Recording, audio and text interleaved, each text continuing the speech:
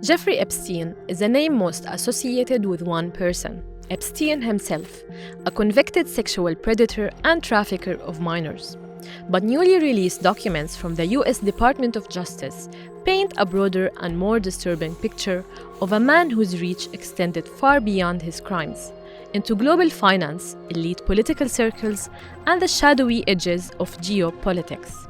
What has emerged from millions of pages of schedules and correspondence is a portrait of Epstein not only as a criminal, but also as a fixer and influence broker, raising serious questions about how someone convicted of major sexual crimes was able to maintain access to power at the highest levels for decades.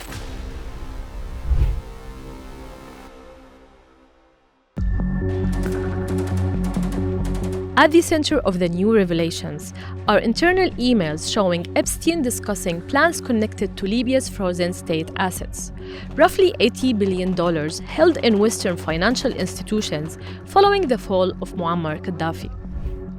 In a July 2011 email, Epstein copied on proposals to pursue access to those funds, initially by tracing and leveraging frozen Libyan assets, and later by positioning to profit off post-war reconstruction. The correspondence explicitly references assistance from former intelligence figures, including individuals linked to Britain's M16 and Israel's Mossad. The documents do not establish that Epstein acted on behalf of the intelligence agencies, but they do show him operating comfortably within intelligence-adjacent circles, discussing state assets, regime collapse, and profit opportunities in a country torn apart by war.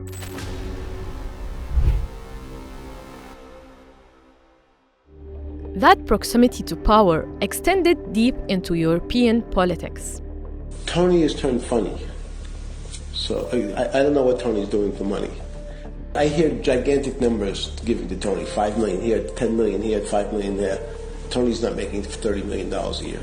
From 2007, Tony Blair served as envoy for the Middle East Quartet, a role widely criticized for favoring Israeli interests while delivering little progress for Palestinians.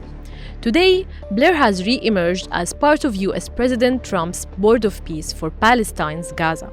Emails released in the Epstein Files show ongoing contact between Epstein and senior British political figures, including Peter Mandelson, a close ally of Blair. The correspondence included market-sensitive and confidential political information, triggering a criminal investigation into Mandelson's conduct during the 2008 financial crisis, and leading to his resignation from the House of Lords.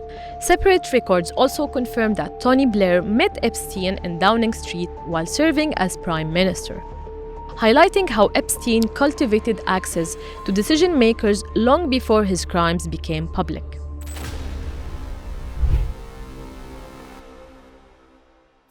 Epstein's emails also reveal how he viewed political instability not as a crisis, but as an opportunity. He openly celebrated Brexit, describing it as just the beginning and suggesting the ensuing chaos could be exploited to find the next bargain. Across Europe, the fallout from the latest file drop has been swift. In Norway, revelations of Epstein's contacts triggered investigations into former Prime Minister Torbjørn Jagland and forced the resignation of senior diplomat Mona Juul. Norwegian authorities are now probing potential corruption involving other figures once considered untouchable, including scrutiny of email exchanges between Epstein and the Crown Princes of Norway. The files also shed light on Epstein's close relationship with former Israeli Prime Minister Ehud Barak. Their communications and meetings revolve around discussions involving business ventures, political strategy, and media influence, including efforts to help Israel gain access to US political figures and secure favorable media coverage of Israel. As a whole, Epstein's engagement with former Mossad-linked figures, his proximity to Israeli politicians, and his role in discussions about Middle Eastern conflicts, the documents raise serious concern about what gains powerful networks were seeking from Epstein beyond financial profit alone. Epstein's network reached into finance, politics, and intelligence-adjacent circles across continents, all while he remained shielded from accountability for years. As investigators continue to sift through millions of pages, one question grows louder.